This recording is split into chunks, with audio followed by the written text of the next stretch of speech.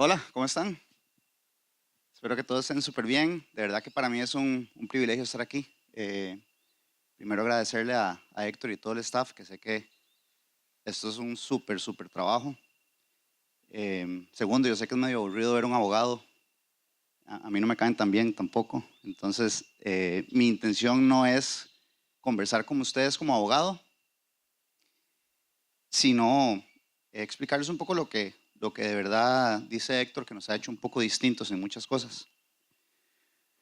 Em, para contarles un poco de mi historia rápidamente, bueno, como dice Héctor, soy socio en Esfera, llevo 23 años de práctica y otra razón por la que me enorgullece mucho estar aquí es porque vengo de raíces nicoyanas, mi mamá es 100% nicoyana y eso me llena a mí de mucho orgullo, no solo por eso, sino porque he podido ver em, lo que ha pasado en la región. He podido ver el impacto positivo de la inversión extranjera y el desarrollo. También he visto las partes feas del desarrollo, pero yo creo que en la balanza general les puedo decir cómo todas estas comunidades han mejorado gracias a las buenas prácticas de desarrollo sostenible que van claramente acompañadas de una inversión extranjera que podría ser que empezó en la primera mitad de los años 90. Y también, bueno, para mí es un orgullo, ¿verdad?, estar en Islita. ¿Por qué? Porque creo que Islita es un ejemplo de lo que se puede lograr, de cómo un proyecto puede involucrar a la comunidad. Y de verdad que de muchas gracias por recibirme. Entonces, ¿de qué voy a hablar? Bueno, una cosa que sí me he percatado en estos 23 años de práctica es cómo ha cambiado el entorno del desarrollo y la inversión. Cuando los que ahora son mis socios y yo empezamos a trabajar hace 20, 21 años en las playas, la mayoría de los abogados, pongámoslo entre comillas, clásicos de Costa Rica, pensábamos que estábamos locos. ¿Por qué? Porque no era normal en ese momento, era abogados que se iban a vestir con botas de hule, con jeans, y que se iban a ir a meter a una finca o se iban a meter a las playas a estar ahí con las comunidades, ¿verdad? En ese momento el estereotipo era: soy un abogado de saco y corbata, estoy en mi oficina con colores de madera vieja y no nos interesa lo que está pasando fuera de San José. 20 años después, eh, ahora todos esos señores que estaban de saco y corbata quieren estar en las comunidades y eso ha creado un choque cultural con muchas cosas. ¿Qué es lo que hemos visto que ha pasado en estos últimos 20, 21 años? Definitivamente el perfil de la persona que nos visita ha cambiado, y está también en nosotros enseñarles nuestra cultura y nuestra idiosincrasia. Creo que tenemos un elemento principal que es la belleza escénica que tenemos y natural. Creo que tal vez eso sea una de las primeras cosas por las que vienen a Costa Rica a invertir. Pero creo que lo segundo más importante es eh, nosotros los ticos y nuestra cultura y todo lo que hay detrás, la idiosincrasia, las raíces que tenemos, la manera en que conversamos. Y eso es algo que no tenemos que perderlo. Para llegar al punto de qué es lo que voy a conversar hoy, después de 23 años de práctica, una cosa que hemos visto también es que las nuevas generaciones, a lo interno de nuestra oficina, para ellos lo normal es el tipo de inversionista que está llegando ahora. Y muchos de ellos, de las nuevas generaciones, no han conectado con las comunidades. Entonces empezamos una campaña a nivel interno de la oficina, ¿verdad? Porque no podemos hacerla a lo externo sin que nuestra propia gente la compre.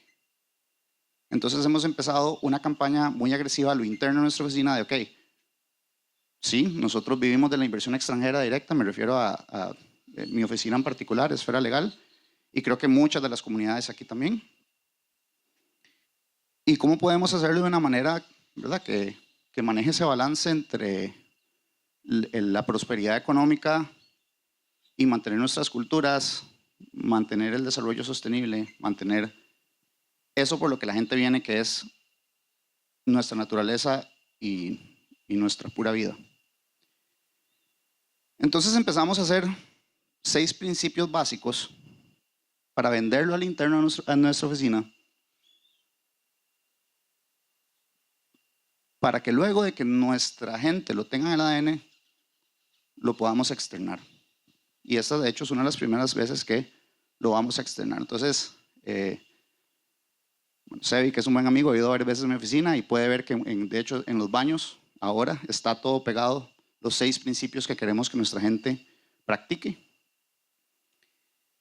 Y eso es un poquito lo que les voy a hablar. Esos 6 principios que consideramos nosotros que necesitamos tener en mente para ser real estate responsable, y después de eso me voy a desviar un poco, ¿verdad? Para hablar de cómo nosotros podemos integrar a las comunidades, pero también cómo la gente de las comunidades necesitamos que se la crean muchas cosas y que sepa que lo pueden lograr. Y creo que Islita es un ejemplo muy importante, gracias a gente como Héctor con sus propuestas y mucha gente que ha estado involucrada en Islita desde hace bastantes años.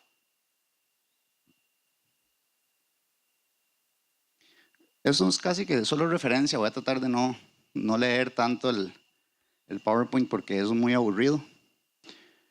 Para nosotros el principal es considerar el impacto en la comunidad local. Y eso para nosotros se hace difícil a veces. ¿Por qué? Yo sé que aquí hay muchos arquitectos, mucha gente en el tema de la construcción, mucha gente en temas de diseño. Y a veces tenemos un cliente. ¿Y cómo hacemos para que ese cliente nos compre la idea de que esto es una comunidad que va más allá de simplemente, no sé, tener una playa? Sino tenemos elementos de la comunidad que hace que, por ejemplo, si querés diseñar un hotel, tiene que ir en armonía con la naturaleza. Porque para eso es que vienen y lo que hace sostenible a las comunidades. Entonces, un tema que siempre queremos crear impacto es decirle al inversionista, por favor consideren el impacto en la comunidad local. ¿Okay? De nada sirve tener una fortaleza de murallas en una comunidad si la gente que está dentro de la muralla no convive con la comunidad. Entonces, está en nosotros tratar de promover esas conexiones.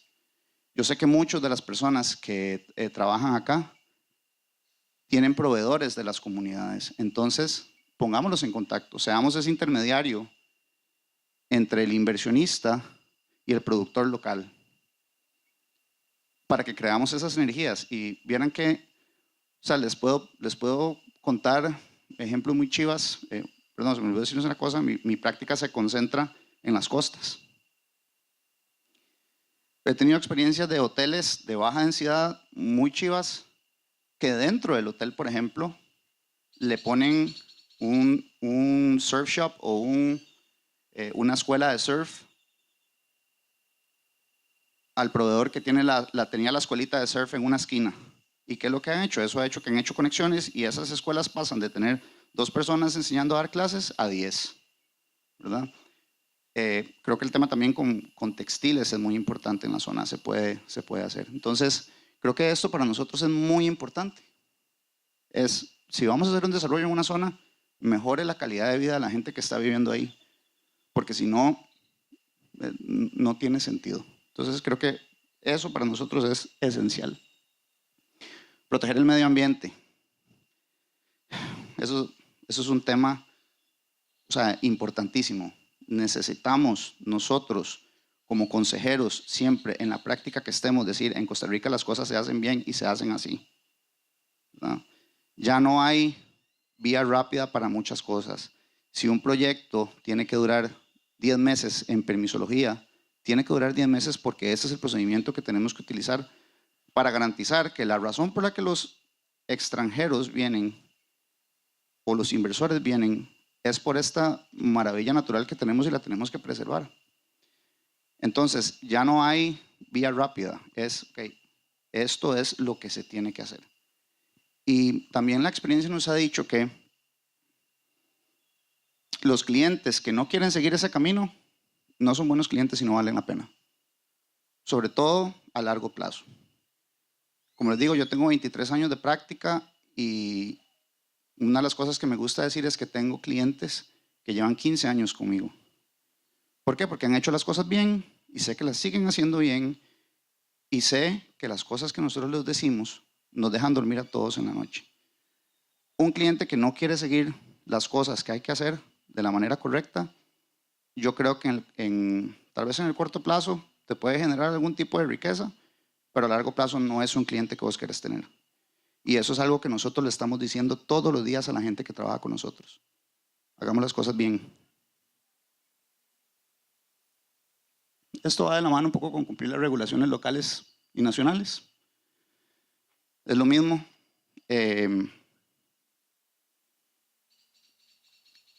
Yo sé que muchos, sobre todo en el sector de arquitectura y de permisos de construcción, siempre aparece alguien que le dice, no, tranquilo, yo ese permiso se lo saco en 1 mes y medio, 2 meses, todo bien. Y puede ser que funcione. Pero desde el punto de vista práctico, cuando la persona que le firmó ese permiso después no está, el que tiene que responder es ese arquitecto o ese ingeniero o ese project manager que no hizo las cosas bien. Entonces, de nuevo, pidámosle al cliente, si usted viene a nuestro país, hagamos las cosas bien, ¿verdad? Respetemos densidades, respetemos permisos de viabilidad ambiental, respetemos leyes laborales, que es muy importante. ¿Okay? Nosotros todos tenemos la responsabilidad de ser embajadores de nuestro país en ese sentido. En Costa Rica las cosas se hacen bien y se hacen así, tanto desde el punto de vista legal, laboral e incluso social. Comprometidos con obligaciones fiscales.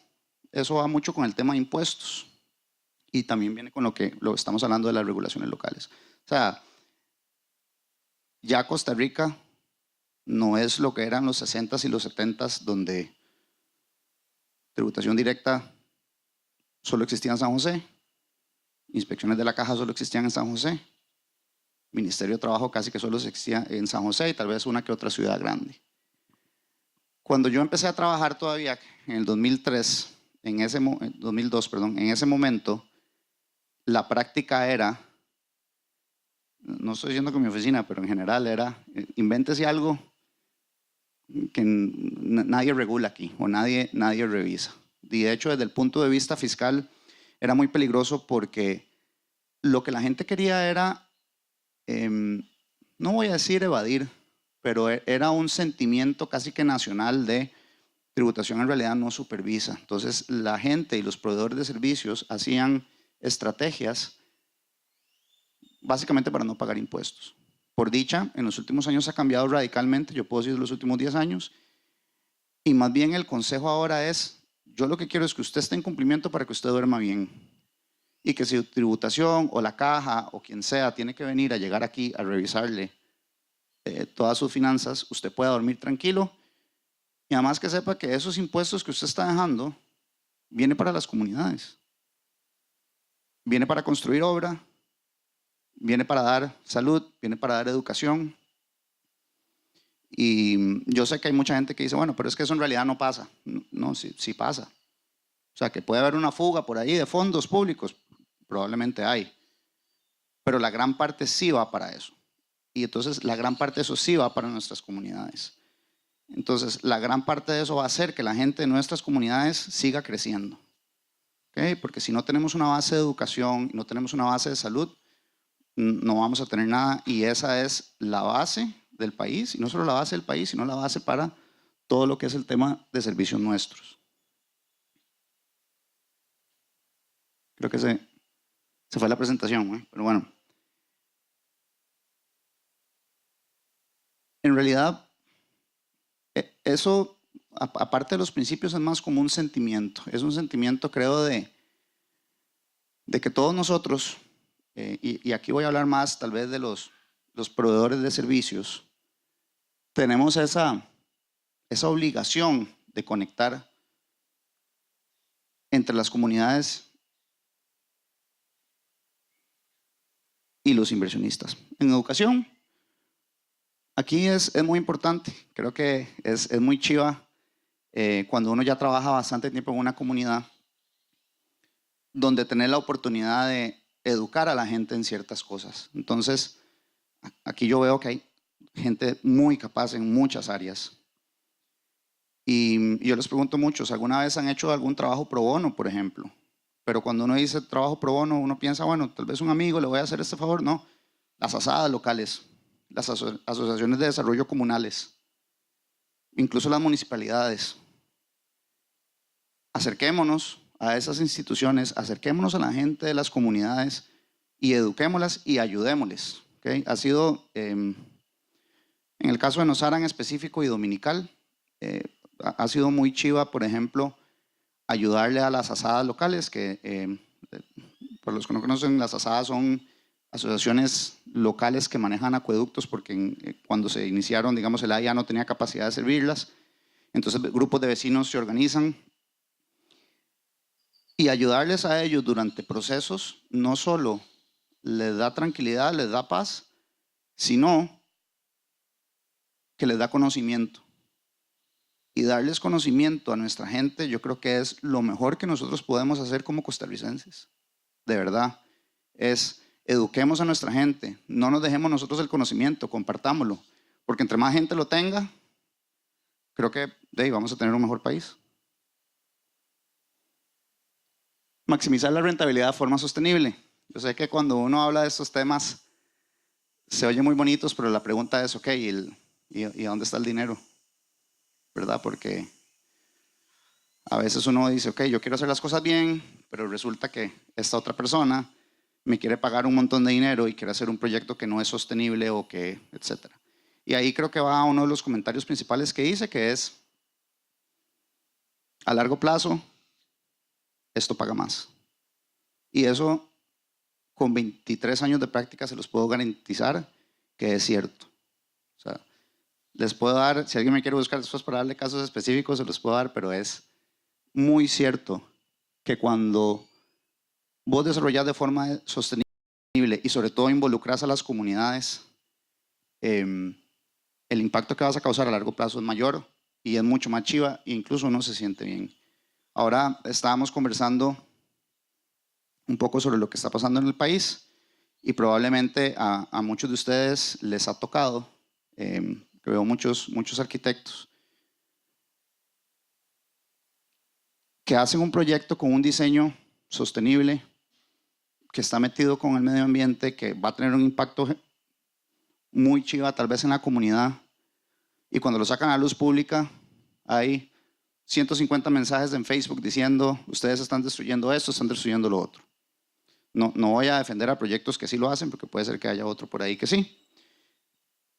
Pero, y eso tiene que ver con el tema de involucrarse con la comunidad, un tema interesante que hemos visto es que si usted no tiene nada que esconder, incluso antes de que empiece un proyecto, invite a la comunidad y explíquele lo que está haciendo. Y arme un conversatorio. Nosotros hemos tenido clientes que han seguido esa recomendación y ha sido muy chiva ver cómo la comunidad se acerca, hace preguntas, ¿de dónde están sacando el agua? ¿Cuál va a ser la densidad que van a manejar? ¿Cuáles son las medidas para regenerar algún tipo de, por ejemplo, reforestación, etcétera? Explíqueme. Se tienen, y lo que hemos visto es que cuando aparecen todos esos mensajes en Facebook, hay gente de la comunidad que defiende los proyectos e incluso dice, no, mire, a mí me explicaron bien las cosas y esto es lo que van a hacer, A, B, C y D. Entonces, creo que acercarse a las comunidades en ese sentido también es muy importante, darles visibilidad a lo que vamos a hacer.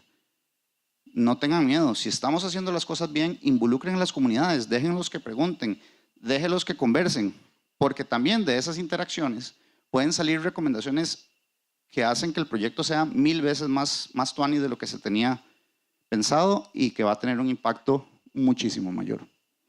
Esto nada más como un pequeño resumen de lo que hablé. Yo de verdad lo que quiero es, por dos lados, tal vez para la gente que es el primer contacto de todos estos inversionistas o de estos desarrolladores, es eduquémoslos también. ¿Okay? No dejemos que vengan o que piensen que en Costa Rica las cosas se hacen de manera distinta, ¿no? Hagámosles y enseñémosles cómo son las cosas. Seamos embajadores de nuestro país, ¿verdad? Y seamos ese intermediario entre las comunidades y los desarrolladores. Y por el lado de las comunidades, yo lo que siempre le digo, amigos míos de Nicoya Infancia, es, mae, créansela. De verdad, créansela. O sea, yo he visto miles de ejemplos de gente que se la cree, de comunidades costeras, y están en un mejor lugar de vida en este momento y están generando prosperidad para sus familias y para su entorno. Entonces, cuando vean una oportunidad, tómenla, créansela y de verdad hagamos que Costa Rica sea un país mejor para todos. No sé si alguien tiene una pregunta, pero básicamente, o sea, lo que queremos es de verdad, entrémosle, seamos embajadores de nuestro país. Tenemos un país espectacular, cuidémoslo y sigamos generando progreso para todos y tratemos de seguir cerrando esa brecha que es muy importante cerrarla. Gracias. No sé si tienen alguna pregunta.